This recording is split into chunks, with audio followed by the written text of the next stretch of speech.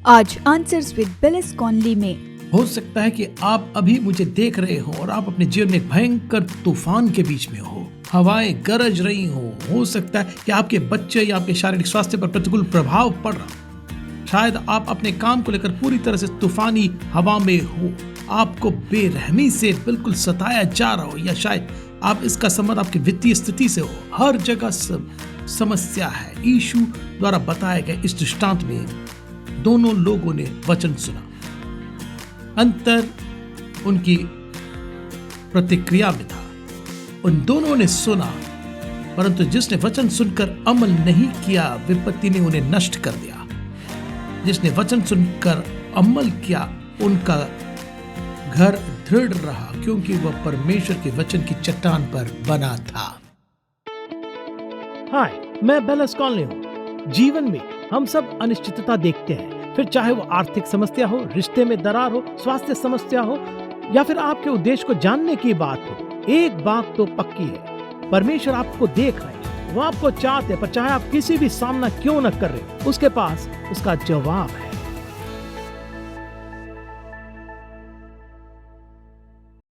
नमस्ते, मैं बिलिस कॉनली हूँ, आपका स्वागत करना चाहता हूँ और मेरे साथ जुड़ने के लिए धन्यवाद। यदि आप पिछले सप्ताह थे तो हमने 3 हवाओं के बारे में बात की जो उन चुनौतियों को दिखाती है जिनका प्रत्येक विश्वासी अपने जीवन में सामना करता है। नए नियम में इन हवाओं के बारे में बताया गया, वे रूपक है और वस्तुतः 3 चीज़ें हैं जिनसे हम सभी को निपटना पड़ता है। पिछली बार हमने संदेह की हवा के बारे में बात की। याकूब की पुस्तक में लिखा है, पर यदि तुम में से किसी को बुद्धि की घटी हो तो परमेश्वर से मांगो, जो बिना उलाहना दे सबको उदारता से देता है, और उसको दी जाएगी। परंतु उस व्यक्ति को विश्वास के साथ मांगना संदेह के बिना। जो मनुष्य संदेह करता है वह हवा से उछलती हुई समुद्र की लहर के समान है, और वह मनुष्य अस्थिर और भ्रमित होता है, और वे परमेश्वर से जो कुछ भी मांगेंगे उन्हें नहीं मिलेगा। जो व्यक्ति संदेह करता है और दोहरे मन वाला, उससे वह ज्ञान या कुछ भी नहीं मिलेगा जो वो मांगता है। हमने संदेह की हवा पर विजय पाने की बात की जरूर थी। हमारे YouTube चैनल या हमारे वेबसाइट पर जाइए और उस संदेश को जरूर सुनिएगा। मैं आपको इसके लिए प्रोत्साहित करना चाहता हूँ। अभी मैं एक अन्य प्रकार की हवा की ओर जाना चाहूँगा जिसका सामना हम सभी विश्वासियों के रूप में करते हैं, और वह झूठी शिक्षाओं की हवा। पहले संदेह की हवा, हमने पिछली बार इससे निपटा था, लेकिन आइए अब यह शुरू करें झूठी शिक्षाओं की हवा। इफिसियों 4:11 में आयत 16 तक कुछ आयतें पढ़ने, और इसलिए ध्यान से सुनिएगा। लिखा है, और उसने कुछ को प्रेरित नियुक्त करके, और कुछ को भविष्य वक्ता नियुक्त करके, और कुछ को सुसमाचार सुनाने वाले नियुक्त करके, और कुछ को रखवाले और उपदेशक नियुक्त करके दे दिया। क्यों? आयत वचन, जिससे पवित्र लोग सिद्ध हो जाए और सेवा का काम किया जाए और मसीह की उन्नति पाए, जब तक कि हम सबके सब विश्वास और परमेश्वर के पुत्र के पहचान में एक न हो जाए और एक सिद्ध मनुष्य न बन जाए, और मसीह के पूरे डील डोल तक न बढ़ जाए, ताकि हम आगे को बालक न रहे जो मनुष्यों की ठग विद्या और चतुराई से, उनके भ्रम की, युक्तियों की और उपदेश की हर एक वायु से उछाले और इधर उधर घुमाए जाते हो, वरन प्रेम में सच बोले और सब बातों में उसमें जो सिर है अर्थात मसीह में बढ़ते जाए, जिससे सारी देह हर एक जोड़ की सहायता से एक साथ मिलकर, एक साथ घटकर उस प्रभाव के अनुसार जो हर एक अंग के ठीक ठाक कार्य करने के द्वारा उसमें होता है, अपने आप को बढ़ाती और वह प्रेम में उन्नति करती जाए। तो हमें चेतावनी देता है कि हम अब ऐसे बच्चे न बने जो शिक्षाओं की हर सेवा हवा से इधर उधर उछाले जाते हैं। हम झूठे सिद्धांत की इस हवा पर कैसे विजय प्राप्त करें? तो सबसे पहले ये बहुत ही सरल है, और ये कुछ हद तक पिछले संदेश में हमने जो साझा किया उससे जुड़ा हुआ है। तो अपनी बाइबल पढ़े, परमेश्वर के पुत्र के बारे में अपना ज्ञान बढ़ाएं। कुछ लोग वस्तुतः सिद्धांत की हर हवा में बह जाते हैं। शहर में जो भी हवा चलती है वे उसमें फंस जाते हैं और उसके साथ बह जाते हैं। मैं अपने जीवन के इस पड़ाव पर लगभग 42 वर्षों से पादरी हूँ, और मैं इससे भी अधिक समय तक का सेवकाई में रहा हूँ।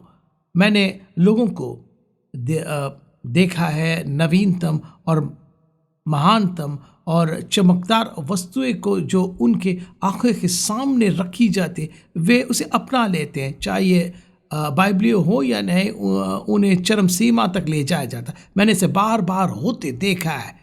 जिन आयतों को हमने अभी इफिसियों में पढ़ा वे एक साथ जुड़े हुए शरीर के बारे में बात करते, न कि केवल भाग लेने बल्कि एक दूसरे से जुड़े होने के बारे में। ये पूरे शरीर की बात जो एक साथ जुड़ा हुआ, एक साथ बुना हुआ है और हर हिस्सा कुछ न कुछ आपूर्ति करता है। यह स्थानीय कलीसिया की संगति को चित्रित करता है। एक उपासक समुदाय के भीतर एक सुरक्षा होती है जो उससे अलग होने पर आपको नहीं मिलती है। जब आप किसी कलीसिया में अन्य विश्वासियों के साथ संबंध रखते हैं तो यदि आप कुछ अजीबोगरीब शिक्षा को लेकर आते तो लोग आपसे कुछ न कुछ कहेंगे ही, आपसे सवाल करेंगे, चेतावनी देंगे। यदि आप किसी उलझे हुए बाइबल विरोधी शिक्षा या ऐसे लोगों के साथ जुड़ना शुरू करते हैं जो अजीब शिक्षाओं को बढ़ावा देते हैं, एक चीज़ जो भेड़िया करना चाहते वो है कि आपको झुंड से अलग करना है। जब आप बाकी झुंड से अलग हो जाते हैं तब आप असुरक्षित हो जाते हैं। सलाहकारों की भीड़ में सुरक्षा होती है। नीति वचन की पुस्तक में पवित्र शास्त्र जुड़ने के लिए कहता है, कलीसिया में शामिल होने के लिए इसमें भाग लेना अच्छा है, पर विश्वासियों के एक छोटे समूह में आप शामिल हों क्योंकि इसमें एक सुरक्षा है। यदि आपके पास ऐसे दोस्त हैं जो आपको चुनौती देने और आपसे प्रश्न करने को तैयार है तो आपके किसी अजीब शिक्षा या किसी बाइबल विरोधी चीज़ में फंसने की संभावना नहीं रहेगी। ये भी मुख्य एक तरह से तीसरी चीज़ है। नंबर 1 अपने बाइबल पढ़े और वचन से परिचित हो। नंबर 2 कलीसिया का हिस्सा बने। और नंबर 3 आत्मिक अधिकार को पहचानना और उसके प्रति समर्पित होना मुख्य है। इफिसियों से हमने जो आयात पढ़े हैं वे यीशु द्वारा संतों को सुसज्जित करने और देह को उन्नत बनाने के लिए प्रेरितों, भविष्यवक्ताओं, प्रचारकों, पादरियों और शिक्षकों जैसे अलग अलग सेवकाई के वरदान देने से शुरू होते। कलीसिया में अगुओं के प्रति जवाबदेह बने। देखिए, मैं किसी भारी भरकम तानाशाही प्रकार के नेतृत्व के बारे में बात नहीं कर रहा हूं। फिर भी यह एक तथ्य है कि परमेश्वर कलीसिया में अगुओं को नियुक्त करते हैं और वे उन्हें झुंड के नेतृत्व के लिए अंतर्दृष्टि और समझ दोनों देते हैं। और प्रेरितों 20, 28, 29 के इन वचनों को सुनिए। लिखा है कि इसलिए अपनी और पूरे झुंड की देखरेख करो। अब पौलुस एकत्र हुए अगुओं के एक झुंड को लिख रहा है। इसलिए अपनी और पूरे झुंड की देखरेख करो जिसमें पवित्र आत्मा ने तुम्हें अध्यक्ष ठहराया है कि तुम परमेश्वर की कलीसिया की रखवाली करो। वस्तुतः तो परमेश्वर की कलीसिया को भोजन खिलाना, उन्हें खाना खिलाना और उनका नेतृत्व करना चरवाहा यही करता है। तुम परमेश्वर की कलीसिया की रखवाली करो जिसे उसने अपने लहू से मोल लिया है। मैं जानता हूं कि मेरे जाने के बाद फाड़ने वाले भेड़िए तुम में आएंगे जो झुंड को न छोड़ेंगे। एक अगुवे और एक पादरी के रूप में मैं भेड़ियों को सूंघ लेता हूं। प्रभु ने मुझे झुंड की रखवाली करने और अगुवाई करने की अंतर्दृष्टि और समझ दोनों दी है। पवित्र शास्त्र इब्रानियों 13:17 में विश्वासियों से यह कहता है कि अपने अगुओं की मानो और उनके अधीन रहो क्योंकि वे उनके समान तुम्हारे प्राणों के लिए जागते रहते जिन्हें लेखा देना पड़ेगा। अब ये एक बड़ी जिम्मेदारी है। मुझे लोगों की आत्माओं का ध्यान रखना है। मैं मन से सैद्धांतिक मुद्दों से निपटता हूँ। चीज़ें कभी कभी सामने आते, नवीनतम सनक है। आप लोगों के एक समूह को इस चीज़ में या उस चीज़ में शामिल जरूर कर लेते हैं या आत्मिक युद्ध या किसी अन्य चीज़ से संबंधित चरम सीमा तक ले जाया गया सत्य भी हो सकता है। नाम लिए बिना मैं मंच से उन मुद्दों से निपटूंगा और लोगों को उन मुद्दों की सच्चाई बताऊंगा और साथ ही समय समय पर मैं स्वयं या कलीसिया के अन्य अगुए व्यक्तिगत रूप से किसी से उस सिद्धांत के बारे में बात करेंगे जिसे उन्होंने अपना लिया हो या जिसे वे मान रहे हैं, या हो सकता है कि वे कुछ ऐसे लोगों के साथ जुड़ना शुरू कर दे जो जिनमें कुछ गड़बड़ शिक्षा और बाइबल विरोधी बातें हों। तो हम लोगों से निपटेंगे उनकी आत्माओं की देखभाल करना हमारी जिम्मेदारी है, पर हम केवल उन लोगों की मदद कर सकते हैं जो हमारी बात सुनेंगे। इसे सारांशित करते हुए झूठे सिद्धांत की हवा पर विजय पाने के लिए 3 बातें हैं। नंबर 1, बाइबल को पढ़ें, सत्य से परिचित हो जाए। और नंबर 2, एक अच्छे बाइबली विश्वास वाले स्थानीय कलीसिया से जुड़े रहें। मैं जानता हूं कि मैं इस समय दुनिया भर के लोगों से बात कर रहा हूं, पर मैं शर्त लगा के कह सकता हूं कि आपके क्षेत्र में बाइबल पर विश्वास करने वाली एक अच्छी कलीसिया जरूर है, भले ही आपको अपनी इच्छा से अधिक दूर तक गाड़ी चलानी पड़े। ऐसे लोगों का हिस्सा बनना इसके लायक है जहां आपको प्रभु का वचन खिलाया जा सकता है और वास्तविक बुलाए गए आत्मिक अगुओं द्वारा आपकी देखरेख हो सके जो यीशु से और परमेश्वर के झुंड से प्रेम करते। नंबर 3, उस नेतृत्व के प्रति समर्पित हो और जवाबदेह बने जिसे प्रभु ने कलीसिया में रखा है। तब आप सिद्धांत की किसी अजीब हवा से नहीं बहकेंगे। तो आइए एक और हवा के बारे में बात करते हैं जिसका विश्वासियों के रूप में हमें सामना करना होगा, जिस पर हम विजय प्राप्त कर सकते हैं। यह मुसीबत की हवा है।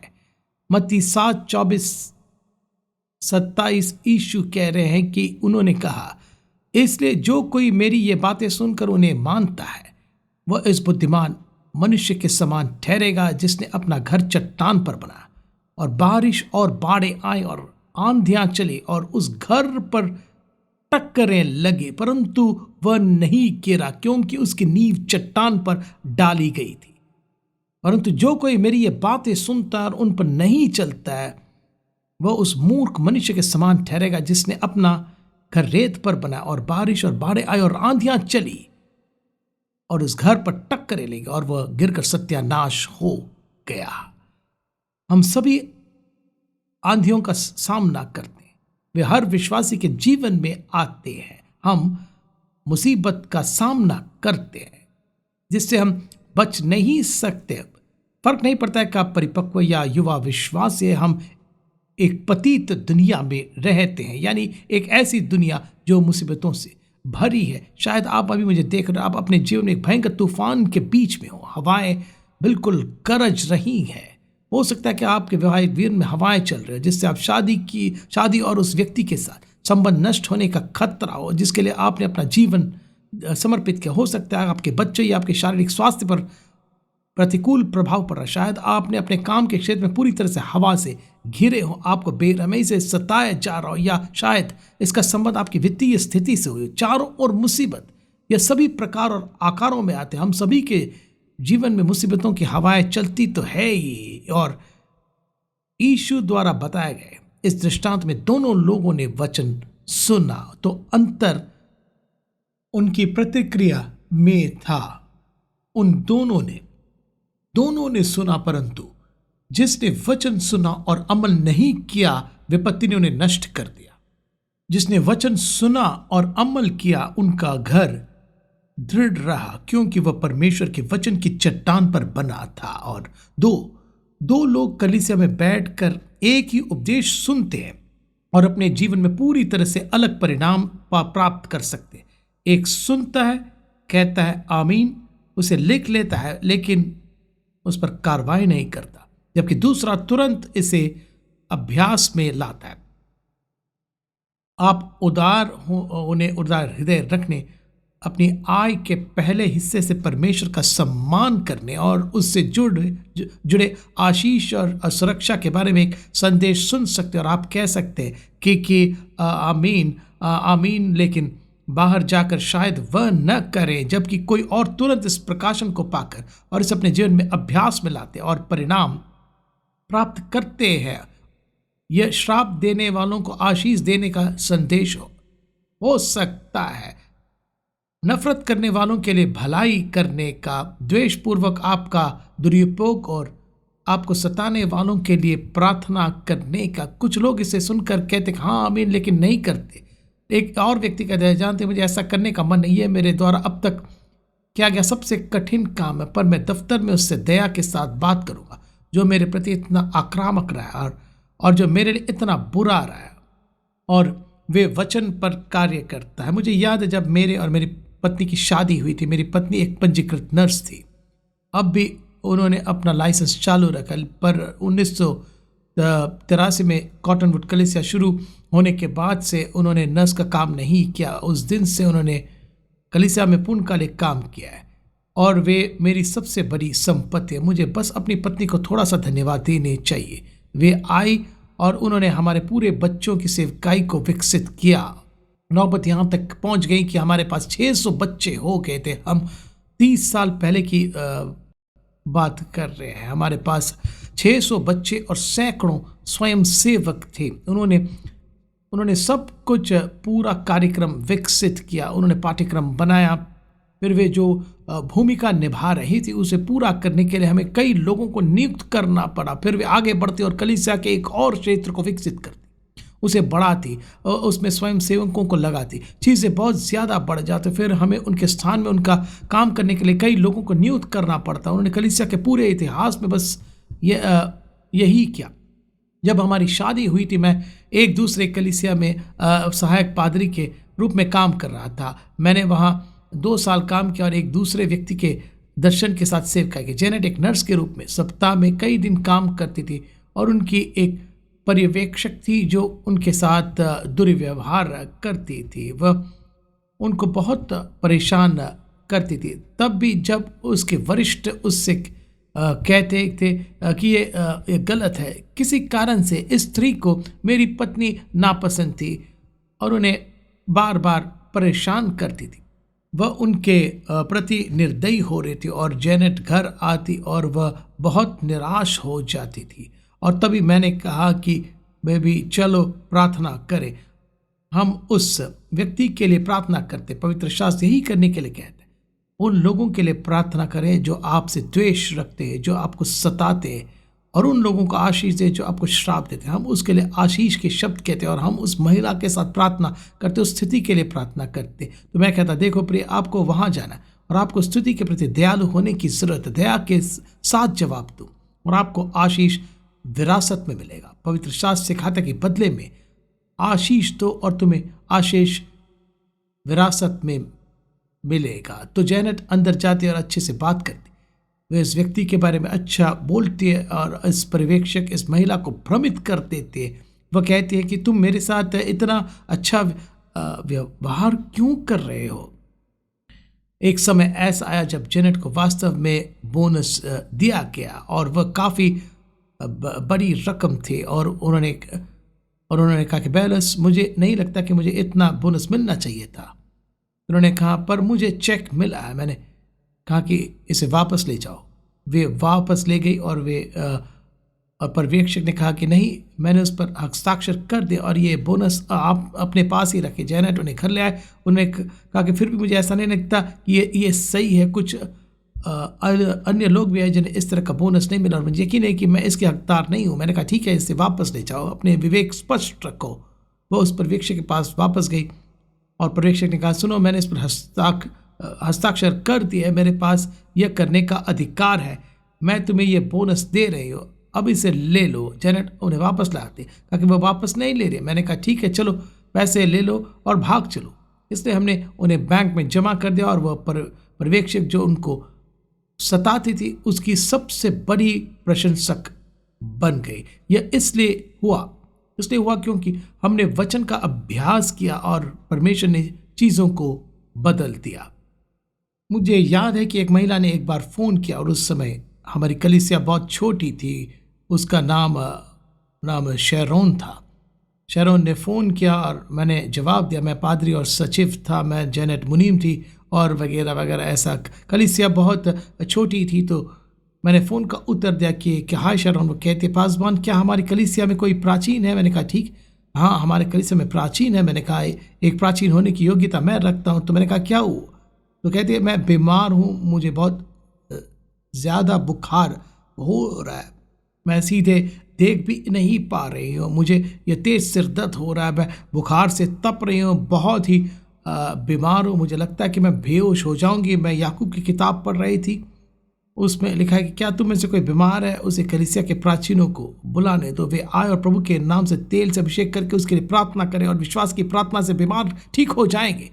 और यदि उसने पाप किया तो उन्हें क्षमा कर दे। पासवान, यदि आप प्राचीन हो तो मैं चाहते कि आप आए और मुझ पर तेल लगाए और मुझ पर विश्वास की प्रार्थना करें। मैंने कहा मैं 15 मिनट में वहाँ पहुँच जाऊँगा। मैंने तेल की अपनी छोटी सी बोतल ली, कार में बैठा और मैंने घर गया, उस दरवाज़ा खटखटाया और शेरों ने दरवाज़ा खोला। कहा कि मैं बहुत दर्द में हूँ, मुझे भयानक सिर दर्द हो रहा है। मैंने कहा ठीक है, तैयार हो जाओ। हम बस वहीं दहलीज पर खड़े थे। मैंने उसका तेल से अभिषेक किया, उसके लिए प्रार्थना की और वह चिल्लाने लगी।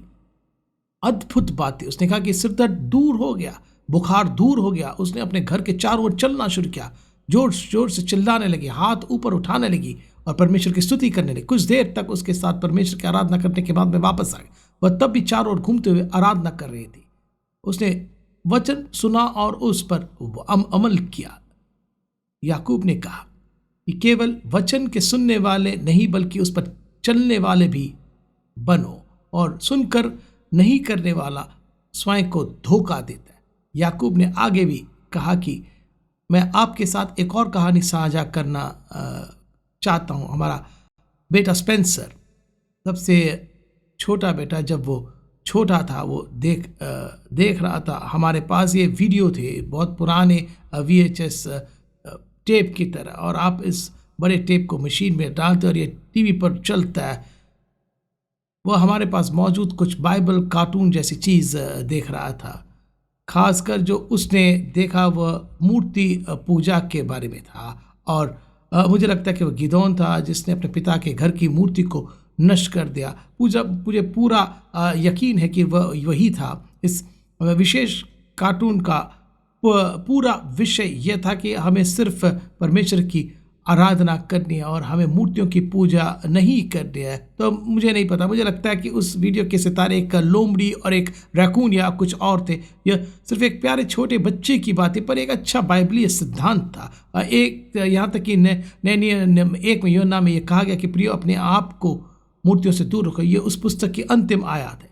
जो अभी स्पेंसर ने VHS टेप समाप्त किया, और मुझे लगता है कि वह उस समय शायद 4 साल का था, कुछ ऐसा ही। कुछ का भाई हैरिसन, माफ़ करना, स्पेंसर शायद 5 साल का रहा होगा, मुझे नहीं पता। उसका बड़ा भाई 7 या 8 साल का कुछ होगा। तो ठीक है, स्पेंसर उनके शयन कक्ष में वापस जाता है और हमने कुछ गिरने की आवाज़ सुनी। वहाँ कुछ गिरा, हम सब वापस कमरे में गए। उसका बड़ा भाई, उसकी जुड़वा बहन, उसकी माँ और मैं वहाँ खड़े थे, और स्पेंसर के चेहरे पर बड़ी मुस्कान थी और उसने कुछ पकड़ा था। हैरिसन ने यह बेसबॉल ट्रॉफी जीती थी, उसकी टीम को पहला स्थान मिला था। वह बहुत गर्वित था। उसके पास ये ट्रॉफी थी, प्रथम स्थान की ट्रॉफी उसके ड्रेसर पर। अब यह टूट चुकी थी और स्पेंसर ने टुकड़ों को पकड़ रखा था। कहता है, पापा मैंने तोड़ दी, मैंने मूर्ति तोड़ दी। मैं बता सकता हूँ उसका भाई बहुत क्रोधित हुआ। स्पेंसर, तुमने मेरी बेसबॉल की ट्रॉफी तोड़ दी। जेनेट और मैं हंस पड़े। आप उसे इसके लिए कैसे सजा दे सकते हैं? उसने मूर्ति तोड़ी थी। वह वचन पर वैसे ही कार्य कर रहा था जैसे गिदोन ने बाइबल की कहानी में मूर्ति तोड़ी थी, और हम बस हंसे और हंसे और हंसते रहे। और ये उस प्रकार उसका हृदय जिसकी परमेश्वर को हमें तलाश है, वह जो वचन सुनकर उस पर तुरंत कार्य करे, चाहे वह वचन आपके वित्त से संबंधित हो या विवाह से संबंधित हो, या वह आपके स्वास्थ्य से वो संबंधित हो, चाहे वह वचन आपके बच्चों के पालन पोषण से संबंधित हो, या किसी दुश्मन के प्रति प्रतिक्रिया देने से संबंध हो, या कलीसिया में जाने से हो, या पवित्र शास्त्र कहता है जब हम मसीह की वापसी के दिन को करीब आते देखते, हमें एक साथ एकत्रित होना नहीं छोड़ना चाहिए, बल्कि जितने निकट उनकी वापसी आती जाए उतना अधिक हमें एकत्रित होना। ये एक ऐसा वचन है जिस पर आपको कार्य करना है। मुझे पता है अभी मुझे कोई देख रहा है, क्योंकि मैंने ये कहने योजना नहीं बनाई थी। आपको यीशु का अनुभव हुआ, पर आप किसी भी कलीसिया में नहीं जा रहे। ज़रूरत है कि आप किसी कलीसिया में जाएं, किसी स्थानीय कलीसिया से जुड़े। आपको परमेश्वर के वचन पर कार्य करने की ज़रूरत है। आपको वचन का पालन करने वाला बनना, न कि सिर्फ सुनने वाला। यदि आप जीवन में आने वाले मुसीबतों की हवा पर काबू पाना चाहते तो वचन पर आपको चलने वाला बनना होगा। संदेश में 3 बातें जो पिछली बार और इस बार हमने सुना। सबसे पहले संदेह की हवा, आप प्रार्थना कर सकते हो और प्रभु से बुद्धि या कुछ और मांगते और छोटी सी आवाज़ कहते, देखो तुम्हारे अंदर विश्वास नहीं या तुम कुछ अलग महसूस नहीं कर, प्रभु ने तुम्हारी नहीं सुनी। बेहतर होगा कि तुम फिर से प्रार्थना करो। आप दोहरे मन के हो जाते हैं, मुझे नहीं पता कि प्रभु ने मेरी सुनी या नहीं, मैं नहीं जानता कि प्रभु उत्तर देंगे कि नहीं। आपको स्थिर रहना होगा। एक बार जब आप प्रार्थना करते हैं तो उत्तर के लिए प्रभु को धन्यवाद देना और उनकी प्रशंसा करना। दोस्तों, कार्य और मनन की कला के द्वारा ही प्रभु के वचन को और आप अपने दिल में आपको स्थापित कर सकते हैं और संदेह की हवा पर विजय प्राप्त कर सकते हैं। आप प्रभु के वचन पर चिंतन करें, आप इसे बार बार पढ़ें, आप इसका भोज करें और विश्वास अंतर्निहित वचन का प्राकृतिक उत्पाद है। आप उनके वचन को अपने जीवन में रोप कर संदेह की हवा पर विजय पा सकते। अब यह पिछले सप्ताह का संदेश था। फिर हमने आज झूठी शिक्षाओं की हवा पर विजय पाने के बारे में बात की। कलीसिया में हर समय झूठी शिक्षाओं की हवाएं चलती रहती। आप अपने आप को इसमें बहने न दें, उन हवाओं के साथ बह न जाए। बाइबल प्रेमी बने, अपनी बाइबल के साथ प्रेम संबंध बनाए। नंबर 1। नंबर 2, सानी कलीसिया के भाग बने रहे। नंबर 3, आत्मिक अधिकार के अधीन रहे। फिर जब मुसीबत की हवाओं की बात आती है, यदि हम मुसीबत की हवाओं पर विजय पाना चाहते तो आपको प्रभु का वचन सुनना होगा और अमल करना होगा। उसे समझते ही उस पर अमल करने का निश्चय मन में बनाए रखें। मैं आपको कुछ ऐसा देता हूं जिस पर आप अभी अमल कर सकते हैं। यीशु ने कहा, जो मेरे पास आता है मैं उसे मुंह न मोड़ूंगा। जो खो गया था उसे ढूंढने और बचाने यीशु आए थे। उन्होंने कहा कि परमेश्वर ने जगत से ऐसा प्रेम रखा कि उसने अपना इकलौता पुत्र दे दिया ताकि जो कोई इस पर विश्वास करे वह नाश न हो परंतु अनंत जीवन पाए। आज प्रभु यीशु मसीह पर विश्वास करें, उन पर अपना भरोसा रखें। बाइबल कहते हैं हम विश्वास के द्वारा अनुग्रह से बचाए गए हैं, कार्यों से नहीं। ऐसा न हो कि कोई घमंड करे। यह परमेश्वर का उपहार है। यदि आप अपने दिल में विश्वास करें कि प्रभु ने यीशु को मृतकों में से उठाया, उन्होंने अपने मुंह से परमेश्वर के रूप में स्वीकारे तो आप बचाए जाएंगे। क्या आप मानते हैं कि यीशु आपके पापों के लिए क्रूस पर मारे गए? मैं बता सकता हूँ कि हाँ, उन्होंने आपकी जगह ली और उन्होंने कलवरी पर आपके पापों का दंड भुगता। उन्होंने आपको मुक्त कराने के लिए एक नया जीवन देने के लिए अपनी कीमती लहू बहाया। यदि आप मानते हैं कि वे उस महान बलिदान के बाद मृतकों में से जी उठे हैं, यदि आप उनके सामने अपना दिल रखने और उन्हें प्रभु मानने के इच्छुक है, तो वे आपको अपने और अपने पिता के साथ एक रिश्ते में ले आएंगे। इसी को उद्धार कहते हैं। अब आप मेरे साथ प्रार्थना करें। क्यों नहीं करेंगे? जोर से करें। परमेश्वर से इस प्रकार कहें, हे परमेश्वर, मैं आपके पास आता हूं, पूरे दिल से विश्वास करता हूं। मेरे साथ कहें, मेरा मानता हूं कि यीशु आपके पुत्र है। मेरा मानना है कि वे मेरे पापों के लिए क्रूस पर मारेंगे और वे मृतकों में से जी उठे। यीशु, अब मैं आपको अपना प्रभु मानता हूं। दोस्तों, हम आपसे सुनना पसंद करेंगे। मैं प्रार्थना करूंगा कि परमेश्वर आपको भरपूर आशीष दे। हम अगली बार आपसे मिलने के लिए उत्सुक है। तब तक प्रभु की आशीष आप में बने रहे। आमीन। आंसर्स विद बिलिस कॉनली देखने के लिए आपका धन्यवाद। हम बिलिस कॉनली के मित्र और पार्टनर्स का धन्यवाद करते हैं जिनके द्वारा ये प्रोग्राम संभव हुआ है। अधिक जानकारी और प्रेरणा के लिए billisconley.com पर जाइए।